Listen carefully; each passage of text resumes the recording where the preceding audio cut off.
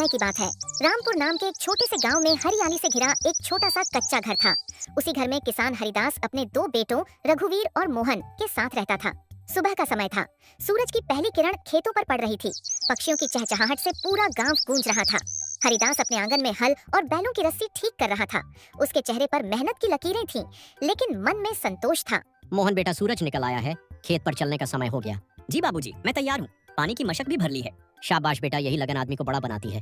अरे बाबूजी, इतनी भी क्या जल्दी है? अभी तो रात जैसे लग रही है। मेहनत मेहनत मेहनत, क्या जिंदगी भर बस यही करना है? कभी आराम भी तो होना चाहिए। भैया, खेत हमारा सहारा है। अगर हम मेहनत नहीं करेंगे तो घर कैसे चलेगा? तू तो हमेशा बाबूजी की हाँ में हाँ मिलाता रहता है। जरा बड़ा सोच मोहन, मुझे बड़ा आदमी बनना है, ढेर सारा पैसा कमाना है। इस छोटे से गांव में जिंदगी गुजारना मुझे मंजूर नहीं। बेटा, बड़ा आदमी बनने के लिए पहले बड़ा दिल चाहिए। पैसा मेहनत से कमाया जाए तो ही सुख देता है। रघुवीर चुप तो हो गया, लेकिन उसके मन में असंतोष भरा था। तीनों खेत पर पहुंचे। हल चलाने का काम शुरू हुआ। मोहन बैलों को संभालता, पसीना पोंछता और पूरी लगन से काम करता। हरिदास उसे देखकर खुश होता। मोहन बेटा, तू सच में मेरा सहारा है। बाबूजी, ये खेत आपका है, हमारा है। इसकी देखभाल करना मेरा कर्तव्य है। दूसरी ओर रघुवीर कुछ देर काम करता, फिर थककर पेड़ की छाया में बैठ जाता। इतनी मेहनत करने से क्या मिलेगा? थोड़ा सा अनाज। अगर हमारे पास ज्यादा जमीन होती या शहर में कोई दुकान होती तो मजा आ जाता। जमीन छोटी हो या बड़ी, मेहनत से ही फल देती है। जो मेहनत से भागता है वह भाग्य को भी खो देता है। एक दिन मैं इस गरीबी से बाहर निकल कर दिखाऊंगा। शाम को जब वे घर लौटे तो रास्ते में एक बूढ़ी अम्मा दिखाई दी। उनके सिर पर लकड़ियों का भारी गट्ठर था। वे थक कर बैठ गई थीं। अम्मा, दीजिए मैं उठाकर आपके घर तक छोड़ दूं। बेटा, भगवान तुझे खुश रखे। मोहन, तू हर किसी की मदद करता रहता है, इससे क्या फायदा? भैया, दूसरों की मदद करने से मन को सुकून मिलता है। बाबूजी हमेशा कहते हैं, नेकी का फल जरूर मिलता है। रघुवीर बेटा, इंसान की पहचान उसके कर्मों से होती है, धन से नहीं। रघुवीर ने हल्की मुस्कान दी, लेकिन उसके मन में अब भी धन पाने की इच्छा जल रही थी। रात को तीनों एक साथ चूल्हे के पास बैठे खाना खा रहे थे। साधारण सी दाल और रोटी थी। कब तक हम यही सादा खाना खाएंगे? मुझे तो कभी कभी लगता है कि हमारी किस्मत ही खराब है। किस्मत मेहनत से बनती है बेटा। भगवान ने हमें दो हाथ दिए हैं, वही हमारी सबसे बड़ी दौलत है। अगर सच में ऐसा हुआ तो मैं मान जाऊंगा कि मेहनत ही सबसे बड़ी ताकत है। हे भगवान, मेरे बेटों को सही राह दिखाना। इस तरह उस छोटे से घर में तीन अलग अलग सोच साथ रहती थीं। एक थी पिता की सच्चाई और अनुभव, दूसरी थी मोहन की मेहनत और दया, और तीसरी थी रघुवीर की लालसा और बेचैनी। समय बीतता गया। मेहनत और दिनचर्या के बीच जिंदगी चल रही थी, लेकिन एक दिन अचानक सब कुछ बदल गया। सुबह सुबह रामपुर में ठंडी हवा चल रही थी। मोहन हमेशा की तरह जल्दी उठ गया, लेकिन आज घर में अजीब सी खामोशी थी। मोहन ने देखा हरिदास खाट पर लेटे हैं और उनका चेहरा पीला पड़ गया है।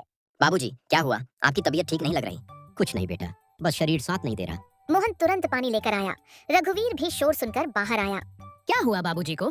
भैया, लगता है बुखार है। मैं वैद्य जी को बुलाकर लाता हूँ। मोहन दौड़कर गांव के वैद्य को ले आया। वैद्य ने नाड़ी देखी, दवा दी और गंभीर स्वर में कहा, इनका ध्यान रखना, अब इन्हें ज्यादा मेहनत नहीं करनी चाहिए। यह सुनकर दोनों भाई चुप हो गए। पहली बार उन्हें लगा कि उनके मजबूत पिता भी कमजोर हो सकते हैं। दिन बीतते गए। हरिदास की तबीयत सुधरने के बजाय और बिगड़ने लगी। अब वे खेत नहीं जा पाते थे। खाट पर लेटे लेटे ही बेटे को काम समझाते। एक शाम हरिदास ने दोनों बेटों को अपने पास बुलाया। उनकी आवाज धीमी थी, लेकिन शब्दों में गहराई थी। रघुवीर, मोहन, मेरे पास बैठो। बेटा, जिंदगी का भरोसा नहीं। मैंने जो कुछ कमाया वह तुम्हारे लिए है। बस एक छोटा सा खेत और ये घर, यही हमारी पूंजी है। मोहन की आंखें भर आईं। बाबूजी, आप ठीक हो जाएंगे, ऐसी बातें मत कीजिए। हर जन्म लेने वाला एक दिन जाता जरूर है बेटा, ये संसार का नियम है। रघुवीर चुप था, लेकिन उसके मन में हलचल थी। बाबूजी, मैं वचन देता हूँ, मैं भैया का साथ कभी नहीं छोड़ूंगा। मैं चाहता हूँ कि तुम दोनों मिलकर रहो। खेत को बांटना मत, साथ मिलकर मेहनत करना। याद रखना, भाईचारा सबसे बड़ी ताकत है। और तू रघुवीर? जी बाबूजी, मैं भी कोशिश करूंगा। कोशिश नहीं, वचन दे बेटा। वचन देता हूँ। उस रात आकाश में बादल छाए हुए थे। घर में सन्नाटा था। हरिदास ने मोहन का हाथ पकड़ा। बेटा, मेहनत से कभी मत भागना और रघुवीर का ख्याल रखना। उसका दिल बुरा नहीं, बस समझ कम है। बाबूजी, हरिदास ने फिर रघुवीर को बुलाया। रघुवीर, धन के पीछे मत भागना, सच्चाई और परिवार को मत खोना। मुझे माफ कर दीजिए बाबूजी, अगर कभी मैंने आपकी बात नहीं मानी। भगवान तुम्हें खुश रखे। और धीरे धीरे उनकी सांसें थम गईं। घर में मातम छा गया। कुछ दिनों बाद अंतिम संस्कार और रस्में पूरी हुईं। अब घर में खालीपन था। एक शाम रघुवीर ने गंभीर स्वर में कहा, मोहन, अब हमें संपत्ति का बंटवारा कर लेना चाहिए। भैया, अभी बाबूजी को गए कुछ ही दिन हुए हैं। मैं जानता हूँ, लेकिन जिंदगी आगे बढ़ती है। अगर हम अलग अलग जिम्मेदारी संभालेंगे तो बेहतर रहेगा। भैया, बाबूजी ने कहा था कि खेत को मत बांटना। वह उनकी इच्छा थी, लेकिन अब हालात अलग हैं। मैं बड़ा हूँ, मुझे अपना हिस्सा चाहिए। अगर यही आपकी इच्छा है तो मुझे मंजूर है। आप जो सही समझें वही कीजिए। गांव के मुखिया को बुलाया गया। जमीन नापी गई। रघुवीर ने चालाकी से उपजाऊ और सिंचाई वाले हिस्से को अपने नाम करवा लिया। मोहन को दूर का छोटा और बंजर खेत मिला। मोहन, तुम्हें कोई आपत्ति तो नहीं? नहीं काका, मुझे मेहनत पर भरोसा है। रघुवीर ने राहत की सांस ली, लेकिन मन के किसी कोने में अपराध बोध भी था। रात को जब दोनों अपने अपने हिस्से के बारे में सोच रहे थे, तो घर में अजीब सी दूरी आ गई थी। हाँ, घर तो एक ही रहेगा, लेकिन दोनों के बीच एक अदृश्य दीवार खड़ी हो चुकी थी। भैया, हम अलग खेत में काम करेंगे, लेकिन घर तो एक ही रहेगा ना? बाबूजी, मैं आपका वचन निभाऊंगा। अब मुझे साबित करना है कि मैं सही था। बंटवारे के कुछ ही दिनों बाद मोहन अपने हिस्से के खेत को देखने गया। खेत गांव से थोड़ा दूर था। जमीन खड़ी और फटी हुई थी।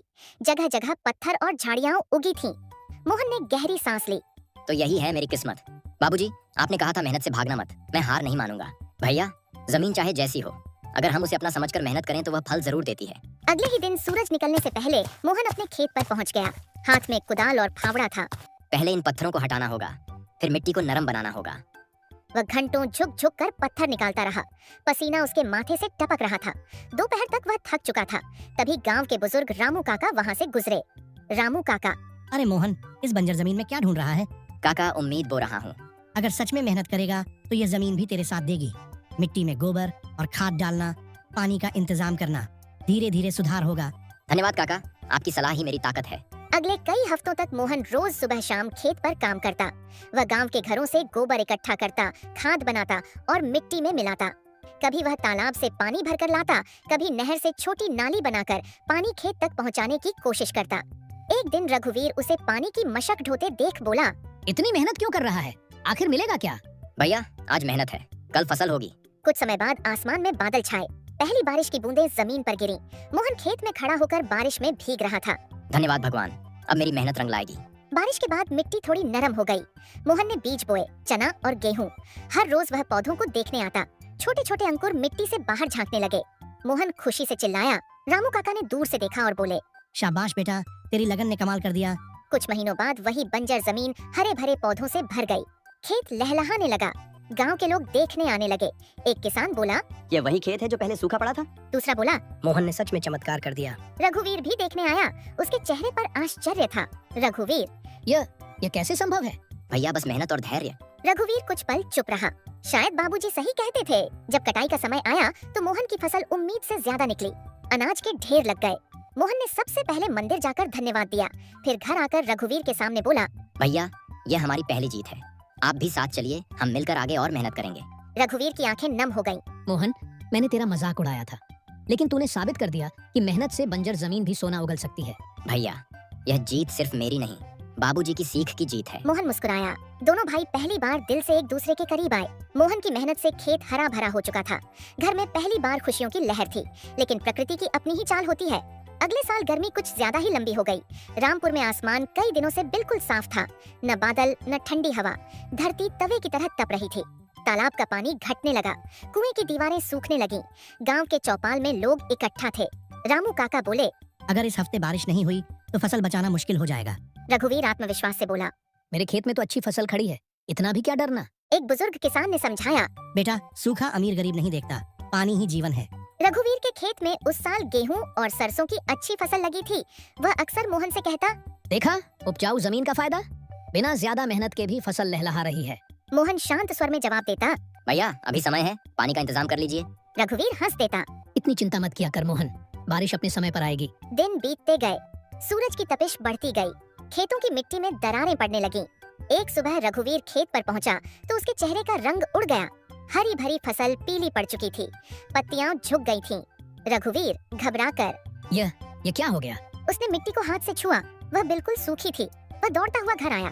मोहन, मेरा खेत सूख रहा है। मोहन तुरंत उसके साथ गया। उसने खेत देखा और बोला, भैया, मैंने पहले ही कहा था, पानी का इंतजाम करना चाहिए था। रघुवीर ने बेचैनी से कहा, अब क्या करें?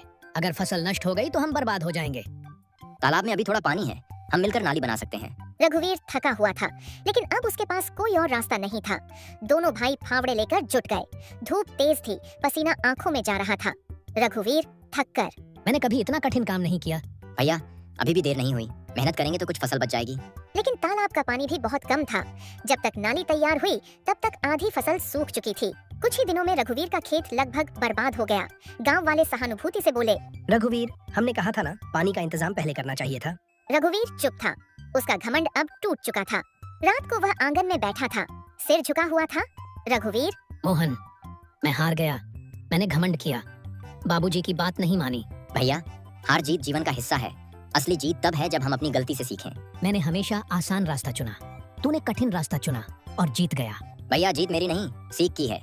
मोहन की फसल उस साल भी ठीक ठाक बची थी, क्योंकि उसने पहले से पानी का छोटा कुआं खुदवा लिया था और सिंचाई की व्यवस्था कर ली थी। जब अनाज घर आया तो मोहन ने बिना कुछ कहे आधा हिस्सा रघुवीर के सामने रख दिया। रघुवीर चौंक गया। ये क्या कर रहा है? मोहन बोला, भैया, ये घर हम दोनों का है, सुख दुख भी साझा होंगे। मैंने तुझे कभी समझा ही नहीं। उस दिन पहली बार रघुवीर ने सच्चे दिल से अपने छोटे भाई को गले लगा लिया। सूखे के संकट के बाद दोनों भाइयों के रिश्ते में मिठास आ गई थी। रघुवीर अब पहले जैसा घमंडी नहीं रहा था। वह सुबह जल्दी उठता, मोहन के साथ खेत जाता और हर काम में हाथ बढ़ाता। धीरे धीरे मेहनत रंग लाई। दोनों के खेत फिर से लहलहाने लगे। गांव में उनकी मिसाल दी जाने लगी। इसी बीच एक दिन रामपुर में एक अजनबी आया। वह साफ सुथरे कपड़े पहने था, सिर पर पगड़ी और हाथ में चमड़े का बस्ता था। गांव के चौपाल पर उसने ऊंची आवाज में कहा, मेरा नाम सेठ गिरधारी लाल है, मैं शहर से आया हूँ, मुझे यहाँ की जमीन पसंद आई है। गांव वाले एक दूसरे को देखने लगे। सेठ ने आगे कहा, मैं यहाँ की उपजाऊ जमीन खरीदना चाहता हूँ, जो भी बेचना चाहे उसे मुंह मांगी कीमत दूंगा। कुछ ही देर में सेठ को पता चला कि गांव में सबसे अच्छी फसल इस बार रघुवीर और मोहन की है। वह सीधे उनके घर पहुंचा। सेठ मुस्कुराते हुए, राम राम भाइयों, सुना है तुम्हारी जमीन बहुत उपजाऊ है, मैं उसे खरीदना चाहता हूँ। खरीदना चाहते हैं? क्यों? मैं यहाँ एक बड़ा गोदाम और मिल बनाना चाहता हूँ। तुम दोनों को शहर में पक्का मकान, ढेर सारा पैसा और आराम की जिंदगी दूंगा। रघुवीर के मन में हलचल हुई। पक्का मकान, शहर, आराम। मोहन शांत था। सेठ जी, ये जमीन हमारे पिता की निशानी है। निशानी से पेट नहीं भरता बेटा, पैसे से सब कुछ मिलता है। मोहन, सोचो तो सही, अगर हम जमीन बेच दें तो शहर में बड़ा घर होगा, अब मेहनत भी नहीं करनी पड़ेगी। भैया, क्या बाबूजी यही चाहते थे? याद है बाबूजी कहते थे, जमीन माँ के समान होती है, उसे कभी मत छोड़ना। लेकिन पैसा भी तो जरूरी है। जरूरी है, पर मेहनत से कमाया हुआ। अगर हम सब बेच देंगे तो पहचान क्या रहेगी? अगले दिन सेठ फिर आया। मैं कीमत और बढ़ा देता हूँ, इतना धन दूंगा कि 7 पीढ़ियां आराम से खाएंगी। मोहन तो भोला है, लेकिन तुम समझदार हो। सोचो, बिना मेहनत के इतना धन कौन छोड़ता है? ये सुनकर रघुवीर के अंदर पुराना लालच जागने लगा। वह बोला, हमें सोचने का समय दीजिए। शाम को दोनों भाई खेत पर बैठे थे। हवा धीरे धीरे बह रही थी। गेहूं की बालियां लहरा रही थीं। मोहन ने मिट्टी उठाकर हाथ में ली। भैया, ये वही जमीन है जिसने सूखे में भी हमें संभाला। क्या हम इसे छोड़ सकते हैं? रघुवीर की आंखों के सामने पिता का चेहरा आ गया। रघुवीर ने गहरी सांस ली। मोहन, इस बार मैं लालच में नहीं आऊंगा, जमीन नहीं बेचेंगे। अगले दिन सेठ फिर आया। सेठ, तो क्या सोचा? रघुवीर ने दृढ़ स्वर में कहा। सेठ जी, हम अपनी जमीन नहीं बेचेंगे। सेठ चौंका। इतना धन ठुकरा रहे हो? मोहन बोला, धन फिर कमाया जा सकता है, लेकिन पिता की विरासत नहीं। सेठ ने नाराज होकर कहा। तुम पछताओगे।